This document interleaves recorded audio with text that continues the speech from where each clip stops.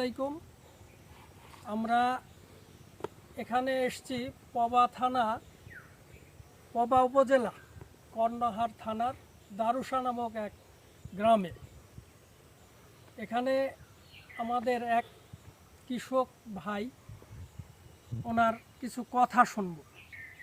আমাদের পথে ঘাটে মাঠে অনেক মেধাসম্পন্ন মানুষ আছে, যাদেরকে অনেকেই মূল্যায়ন করে না বা মূল্যায়ন পায় না।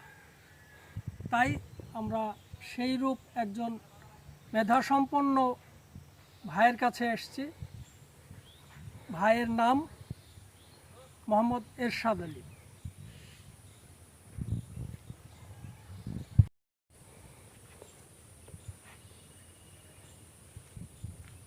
আসসালামু আলাইকুম। ওয়ালাইকুম আসসালাম। আপনার নাম পরিচয়টা একটু বলেন।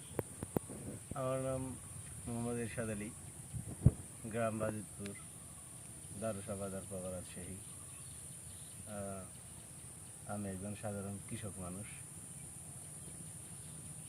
আপনার ইতিপূর্বে অনেক কথা শুনেছি যে আপনি একজন মেধাবী কবি, লেখক, গায়ক। মানে ভাঙা কণ্ঠ হলে আপনি যে গানটা বলেন তাৎক্ষণিক কোনো গানের কপি করতে পারেন বা গান রচনা করেন, কবিতা বলেন। তো আপনার মুখে একটু দিলেন কবিতা শুনব। ভাই কি বলবো, কবিতা আমারে নায়িকা ছিল ববিতা, কাজের তো করছে মেলা ভুল, তাই পাচ্ছে না কোনো কুল। জীবনে লেখাপড়া করেছি অল্প, এখন শুধু মরছে মুখে গল্প।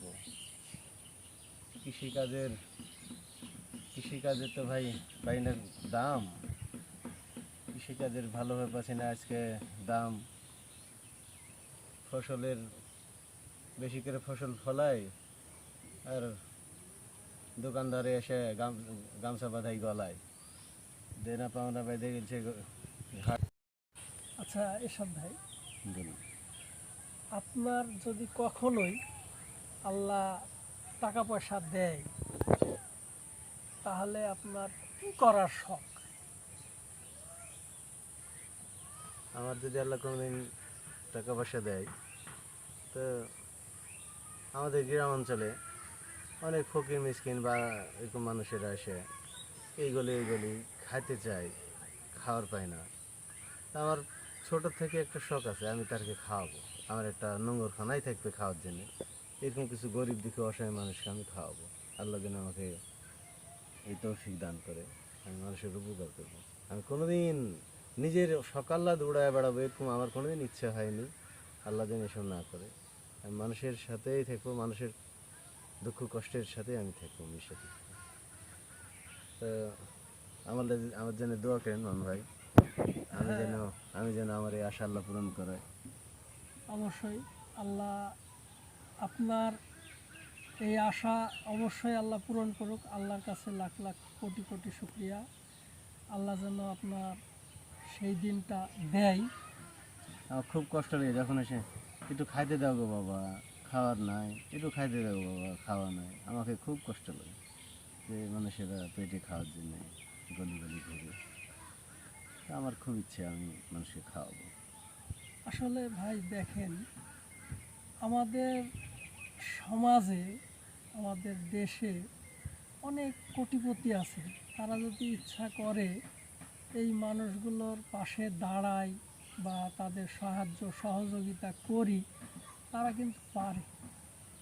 ওরা দিনে ওদের শখ, আল্লাহ বিলাসিতা জন্য লাখ লাখ কোটি কোটি টাকা উড়াচ্ছে। কিন্তু আমরা 9-10 একটা পড়েছি গদ্যাংশে, যে ওদের অনেক আছে তবু দেয় না। গল্পের নাম মহেশ গল্পে আছে, ওদের অনেক আছে তবু দেয় না। খুব করুণ কাহিনী, আমি পড়লে আমার চোখে পানি চলে আসে। আসলে আপনার এই মহৎ উদ্দেশ্য আল্লাহ সফল করুক। যারা এইরকম ভালো মানুষ আসলে ভাই আর একটা কথা, ওদের দোষ দিয়ে লাভ নাই। টাকা এমন একটা জিনিস, আজকে আপনি বলছেন যে আল্লাহ যদি আমাকে এই রকম টাকা কিন্তু দেয়, এটা তো সাথে যাবে না, টাকাটা মানুষ ময়াকের ধরে রাখে, এটা তো সাথে যাবে না। না সেটা এটা বুঝে না কেন? আসলে তো আমি যা করে যাব এটাই আমার পরকালে বা মানুষ উপকার করে মানুষ আমার জন্য। এর জন্যই কবি লিখেছে যে এমন জীবন করিও গঠন, মরণে হাসিবে তুমি, কাঁদিবে ভুবন। আসলে ভুবনের মানুষ তোমার জন্য কাঁদে, এরকম জীবন করতে হবে। আজ আমরা টাকা পয়সা, ব্যাংক ব্যালেন্স, হ্যান ত্যান এগুলো করে যাচ্ছি, এগুলো তো কিছু সাথে যাবে না। আমার ব্যাংকে টাকা, কোটি টাকা তো মানুষে দেখছে না, মানুষ আমার জন্য ভাববেও না, কিছু বলবেও না। কিন্তু আসলে মানুষের মন নাই, মানুষের অনেক কিছুই আছে, মানুষ এসব ভাবে না যে আমি তো পৃথিবীতে সারা জীবন থাকবো না, আমার জন্য মানুষ কাঁদবে, মানুষ আমার যে জন্য ভাববে যে ইস একটা মানুষ ছিল, এত টাকা পয়সা আমাদের জন্য, এই গরিব যে মানুষের জন্য এত কিছু করেছে, আর সে তো করার দরকার তো। টাকা মানুষকে কিন্তু নষ্ট করে ভাই। আপনি আজকে বলছেন যে টাকা হলে আমি এই কাজটা করব, তখন যদি টাকা হয় আপনি যদি ওই কাজটা করতে পারেন তবে আপনি সফল। আপনার মতো অনেক মানুষ বলে যে টাকা হলে আমি এই করব ওই করব, কিন্তু টাকা যখন হয় তখন দেখা যাচ্ছে কি ওর সঙ্গটাই আলাদা, খারাপ হয়ে যায়, সঙ্গটাই আলাদা। ওর জন্যই তো আরো তো সম্পদের আর এই সুষ্ঠু ব্যবহার জানে সঙ্গ না, আলাদা হওয়ার কারণেই কিন্তু মন মানসিকতাটা তার নষ্ট হয়ে যায়। চেঞ্জ হয়ে যায়। কিন্তু ওইটা সঙ্গটা আলাদা করাটাও ঠিক হবে না, আর মন মানসিকতা আলাদা করাও ঠিক হবে না। মানুষ মানুষের মতো থাকাটাই উচিত। আর একজন মানুষ আর একজন মানুষের উপকার করবে, মানুষ মানুষের জন্যই তো, তাই না?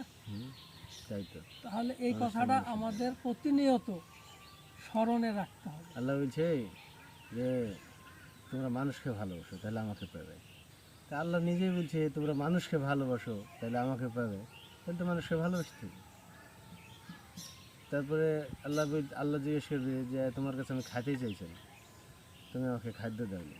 তো তখন মানুষ বলবে কই আল্লাহ, আপনি আমার কাছে খাইতে চাইবেন সম্পদ দিই, আপনি আকাশে থাকেন, আপনারই তো সব কিছু। বলছে হ্যাঁ, ওই মানুষটা একদিন তোমার ওখানে ভোকা মানুষটা খেতে চেয়েছিল, খাওয়ালেই আমাকে খাওয়ানো হতো। তো এই যে সব কিছু জানতে হবে যে আসলে মানুষকে তো অনেক পড়া লাগে। পৃথিবীতে আল্লাহ এমনি মুখ দেখতে পাঠায়নি তো আমাদেরকে, মানুষকে ভাবতে হবে যে আমাকে পাঠানোর তো কোনো উদ্দেশ্য থাকতে পারে। তার জন্য সবাইকেই বই পড়তে হবে, মানুষকে বই পড়তে হবে, জ্ঞানী হতে হবে। শুধু শিক্ষিত হয়েছে বলে যে চাকরি করে খাবো এমন তো না, আসলে সুশিক্ষিত হতে হবে, প্রকৃত শিক্ষায় শিক্ষিত হতে হবে এবং তার বাস্তবায়ন থাকতে হবে। সুশিক্ষা। শুধু লেখাপড়া শিখে যে আপনি গাদি গাদি সার্টিফিকেট ডিগ্রি অর্জন করলেন, কিন্তু আপনার শিক্ষা বলতে তার কিছুই থাকলো না, না। সে আসলে প্রকৃত শিক্ষিত না, না, বা প্রকৃত শিক্ষায় সে শিক্ষিত না, সে প্রাতিষ্ঠানিক শিক্ষায় শিক্ষিত। আর সমাজের লোকে বলবে হ্যাঁ শিক্ষিত ছেলে, শিক্ষিত এটা তার দ্বারা তো কি হলো, সমাজের একটা কোনো উপকার হলো না। সমাজে কি করলো সে, পৃথিবীতে এসে কি উপকার করলো কোন মানুষের, নিজেরও উপকার নিজেই করতে পারলো না, অন্য মানুষের তো দূরের কথা। নিজে পরিবর্তন হলো না, তার মানে নিজের উপকার সে করতে পারলো না। এরশাদ ভাই, বলুন। আপনার আর কি ইচ্ছা আছে? যদি আল্লাহ কখনোই আপনাকে সেই সফলতার দ্বার প্রান্তে পৌঁছায় দেয়, আর কি করবেন আপনি? এইটাই আমার বড় ইচ্ছে, আল্লাহ যেন আমাকে এই ইচ্ছেই আল্লাহ পূরণ করে, আমি এর পিছনেই থাকবো। আল্লাহ আপনার পরিণত হয়। হ্যাঁ, এই শুভকামনায় দোয়া করেন, আল্লাহ আমাকে যেন আপনার কাছ হায়াতে থেকে বাঁচিয়ে রাখে। আজকে বিদায়।